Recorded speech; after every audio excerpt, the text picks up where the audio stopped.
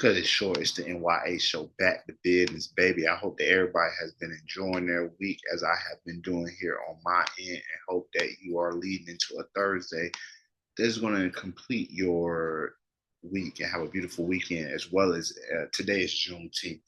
Anybody that knows me knows that. Let me do a quick summary of Juneteenth. It was the day when that down there in Texas they told the final group of enslaved Africans that you guys are free. Slavery is over. From there on, they went into Reconstruction, which lasted a little over 10 years with the help of Abraham Lincoln. That they said, hey, black people, we're going to give you 40 acres of the mule. We're going to give you all the right to vote, black men, not black women.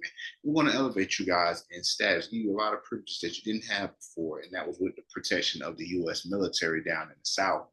After the assassination of Lincoln, Andrew Johnson came in to become the president, and he said that's the end of all that shit. Pulled the military from the South, the Ku Klux Klan took over, the rise of Jim Crow, and things were never the same. Uh, Black men and women locked up inside camps to do work for these companies that are now worth billions and quadrillions of dollars. But happy Juneteenth to everybody out there. I just want to give y'all a little backup history on what Juneteenth actually means. So shout out to everybody, and even for people that are here that aren't from this country, other people African descent that say that I can't really celebrate Juneteenth. I don't really do nothing with me. If us, FBA descendants of slavery did not, ADOS, whatever you want to call it, people in this country, black people that descended from slavery, if we never got free, it would have been no reason to jump over and come over here. It literally been, what are we going over to another place where they're doing slavery just as well? Everybody was just fought in their own country for freedom. But let me stop and get out on a tangent. Let me jump right into how Mullet is balancing life and the pursuit of dreams. Interview with actress Breyonna M. Thomas by Ajay Tambe, available on Spotify, as well as literally is no pressure. Episode 154 with peace_peace. All the links will be below for you to check out these two interviews. Watch, share, enjoy. Let me know what you guys think. All the links will be below. Now, Fort Mose or Fort Moses, the first free Blacktown in the U.S. This story came out in February, but there was a more recent story that came out in the Miami Herald about the first Blacktown, and this story gives more details. So I would rather begin with this story as we celebrate Juneteenth. Nearly 200 years before slavery was abolished in the U.S., Black freedom seekers journeyed south instead of north to a place that promised freedom.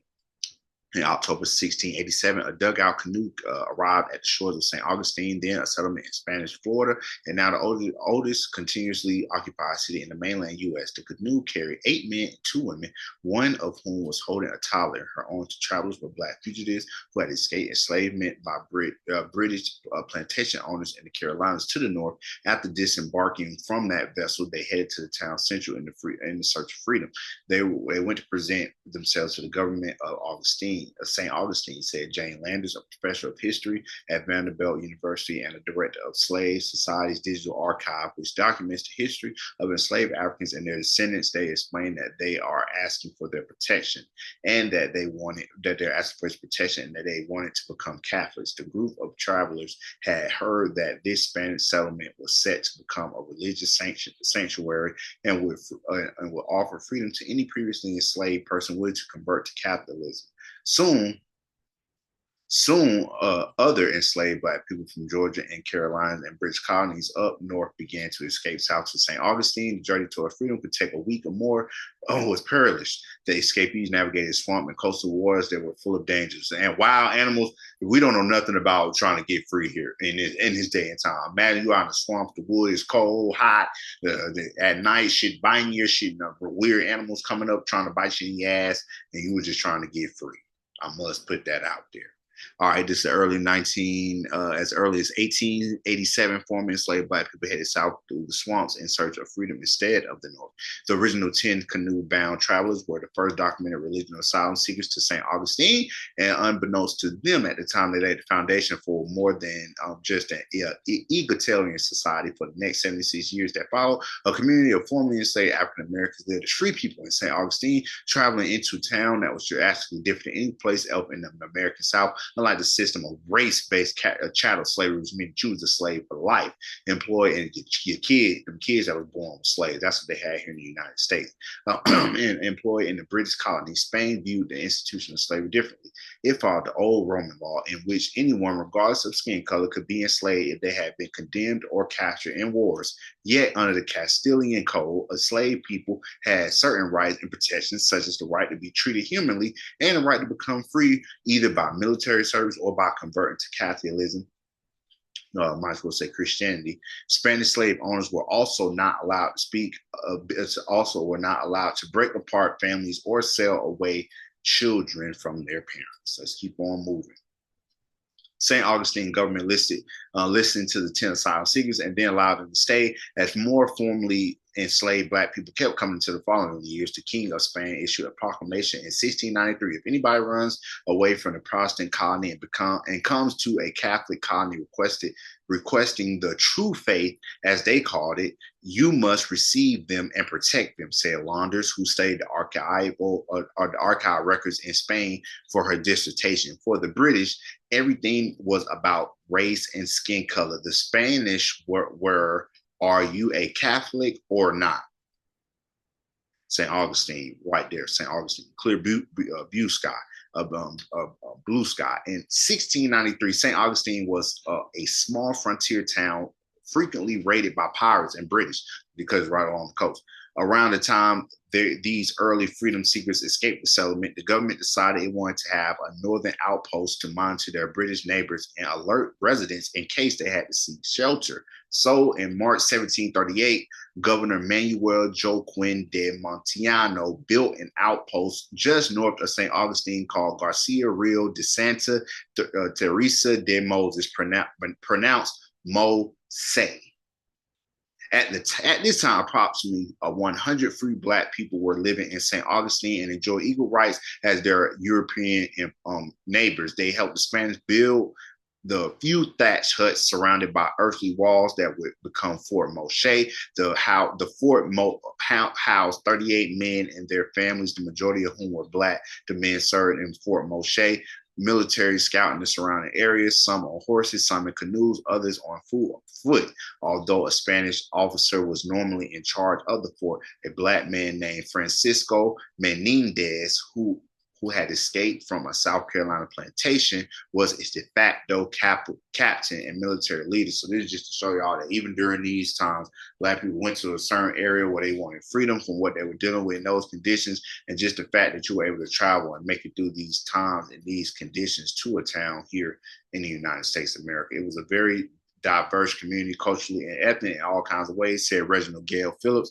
executive director of the Lincolnville Museum and Cultural Center, located in St. Augustine House. In the first public Black high school, the museum exhibit stretched 450 years from the empires of West Africa to the early presence in the colonial Florida today. I hope to visit this place one day. In 1752, Fort Moshe was rebuilt in the slightest different location, and the Spanish government once again asked some of the St. Augustine Black residents to guard the outpost. When they weren't keeping an eye out for the British, residents also farmed, hunted, and fished, and they had the same rights as whites. But 11 years later, in 1763, the Spanish traded Florida to the British in a peace treaty, effectively extinguishing this small island of freedom and what would become the U.S. South. So it got sold off to the United States, and you already know how that is. Everyone in St. Augustine left, even the native people, said Kathleen Deegan, an archaeologist and adjunct professor of anthropology and history at the University of Florida, who has spent nearly half a century unearthing St. Augustine's past.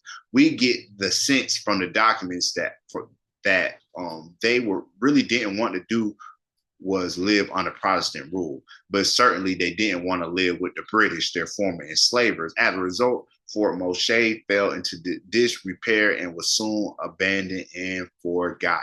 So it looks like they're trying to turn that land into a museum now.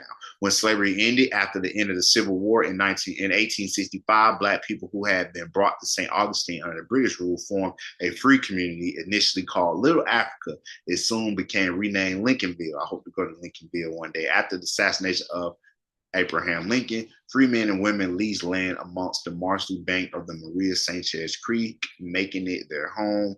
St. Augustine's event were pivotal to the paving of the Phillips said. Today, the historic Fort Moshe has been reconstructed to its second location. Visitors can see renderings of the original fort at Fort Moshe Museum and also trace the story of the first legally sanctioned free African settlement in the museum's interactive exhibit. Throughout February for Black History Month and in June, the month when the British attacked the fort, local actors recreate the Battle of Bloody Moshe. The Lincolnville Museum and Cultural Center has also had exhibitions about the community origins and Augustine's Civil War era. A civil rights era. With hundreds of artifacts and photos, it highlights the stories of local Lincolnville residents and protesters, including a police fingerprint and card documenting Martin Luther King Jr.'s arrest. So everybody check this out, Fort Moshe. I hope to visit Lincolnville one day so that I can see this for myself and see the museum. I just think that while in the midst of celebrating Juneteenth, which is the end of slavery here in the United States, let's talk about 200 years prior when the first free Black African town in the United States was established. Be sure to check out this story. Leave your comments and thoughts here as we celebrate Juneteenth. It's probably be out on Thursday, so it won't be Juneteenth anymore. But please, let's take a moment to share this story about Fort Moshe, the first free Black town in the United States of America. It is truly something that we should. Let's see the Fort Moshe historic site established in 1752. It's the N.y.a show. Let me know what y'all thoughts on this story, and I will be right back with another story. Right back.